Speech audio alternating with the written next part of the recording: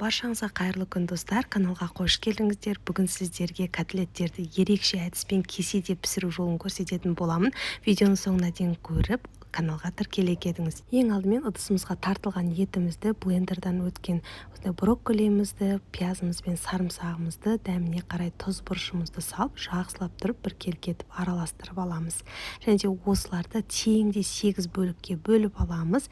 Енді бөлек ыдыста 6 жұмыртқамызды, үстінен сүтімізді, дәміне қарай тұзымызды саламыз да венчикпен жақсылап тұрып араластырып аламыз. Осымен біздің омлетіміз дайын. Енді 8 кесеге осылай сұйық майымызды құйып, ішін жақсылап тұрып майлап шығамыз. Жаңағы бөліп қойған котлеттерімізді жайғастырып шығамыз. Міне осылай барлық шетіне теп-тегіс етіп жайғастырып шығамыз. Және де үкіштен өткізілген сырымызды және дайындап қойған омлеттерімізді құйып шығамыз. Осы кезде 180 градуста пешімізді алдын ала қыздырып қоятын боламыз. Үстінен тағы да кішкене сырымызды сеуіп жібереміз.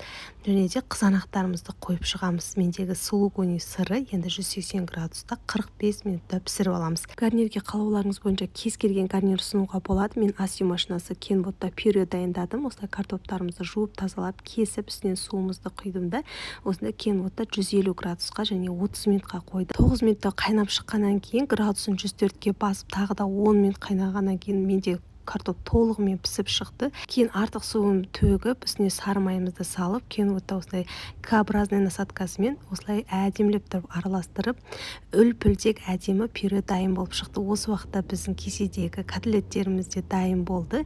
Енді гарнирмен әдемілеп тұрып ұсындым. Сіздерге де міндетті түрде жасап көруге кеңес беремін. Өте дәмді болып шығады. Сіздермен болған Ақбота, назарларыңызға көп-көп рахмет.